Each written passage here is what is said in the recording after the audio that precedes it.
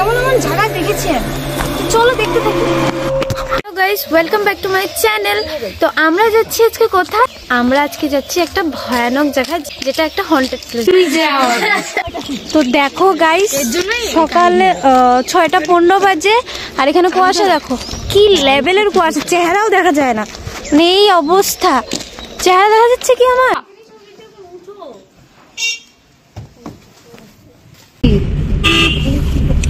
এখন আমরা যাচ্ছি গাড়িতে, দেখাও। তো আমি মোটো এগুলো কাপড় পরে যাচ্ছি না, ভেতরে কাপড় আছে, ঠান্ডা লাগবে আমার, তার জন্য আমি এসব করেছি। আমি পরে কথা বলছি তোমাদের সাথে। এদিকে আমি হন্টেড প্লেসে যাব বলে আমার মধ্যে এতটাই এক্সাইটমেন্ট ছিল যে আমি জুতা পরতেই ভুলে গেছি। এদিকে দেখতে দেখতে আমরা শিলিগুড়ি প্রায় পৌঁছে গিয়েছিলাম। তারপর পিছন দিক থেকে ওই মেয়েটা বলে ওঠে আমার এখন ঠুসতে লাগবে, আমি না হলে মরে যাব। তারপর আমি তথাস্তু বলে ওকে একটা মিষ্টির দোকানে নিয়ে আসলাম। দোকানটা ছিল শিলিগুড়িতে, বাট এক্স্যাক্টলি কোন জায়গা সেটা মনে নেই। আর এদিকে আমরা পেট পুজো করার জন্য নিয়েছিলাম পরোটা, মিষ্টি, আর গাড়িতে বসে খাবার জন্য চিপস, কোল্ড ড্রিঙ্কস এইসব নিয়েছিলাম। কিছুক্ষণ পরই আমরা কার্শিং সাইডে ঢুকে গেছিলাম। তারপর পাহাড়ে ওঠার সময় যে ভিউগুলো চোখে পড়ছিল জাস্ট বলার মতো না। ওই যে কথায় আছে না, মঞ্জিলের থেকেও সফর বেশি সুন্দর হয়, আমি আজ সেটা বুঝতে পেরেছিলাম। আর সত্যি কথা বলতে গেলে আমি মোবাইলে সবটা কভারই করতে পারিনি।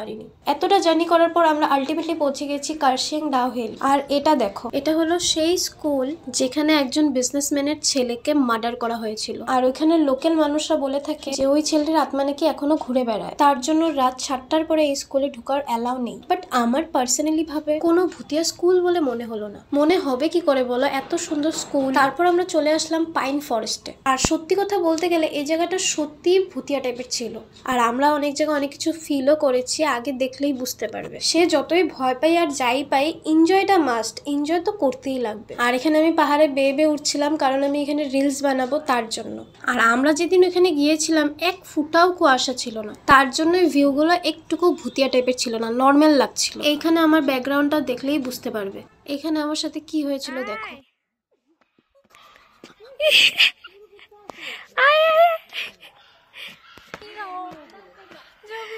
এটা ভাঙে নেই জিডি বহুত।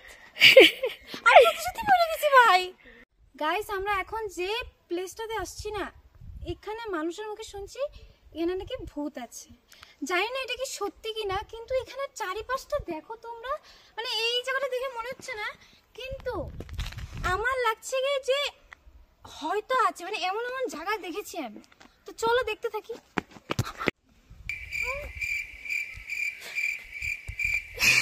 আর এখানে আমি চান্স পেয়ে এসআরকের পোজ দিচ্ছিলাম। ये रही मौसी, जरा मौसी की पैरों की तरफ गौर करना। ये शूज पहनना भूल गई गाइस। ये शू खरीद के लाई थी पर इसने पहना ही नहीं। ये घर से निकलते हुए जब हमें करीब, मतलब हम घर से बहुत दूर आ गए थे, तब इसको याद आया कि इसने तो शू ही नहीं पहना। उसके बाद कार पे हम सबको ताना सुना के मार डाला। তানা তো শোনানো ছিলই, ওরা মনে করাবে না কেন আমাকে। তো গাইস আমরা এখন পার্কে চলে আসছি। তো এই যে Dowhill park, eco park, Dowhill eco park দেখতে পাচ্ছ। তো ঢুকছি।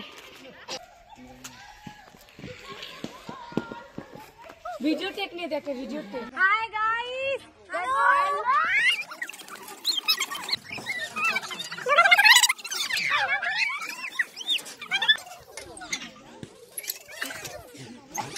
তো পার্কে অনেকটা মজা করে আমরা চলে এসেছিলাম একটু আউটসাইডে। এই পথে যেতে যেতে একটা ছোট্ট সুন্দর বাড়িতে এই ছোট মোটো কিউট বাচ্চাটাকে পেয়ে গেছিলাম। আর ও ছিল বাড়িটার মধ্যে আটকানো। জানি না ওই বাড়ির মালিক আছে কিনা, মানে আমি তো কোনো মানুষকে আশেপাশে দেখিনি। দেখো গাইস, এখানে একটা কবরস্থান, তোমরা বুঝতে পারছো। আর এখানে আমরা কারো পারমিশন ছাড়াই ঢুকে গেছিলাম। পারমিশন নিইনি, কারণ এখানে আসতে যদি ওরা অ্যালাউ না করতো তার জন্য। আর ওইখানে দেখো যাদের যাদের বডি রাখা হয়েছিল তাদের নাম লেখা আছে, বাট আমি পড়িনি।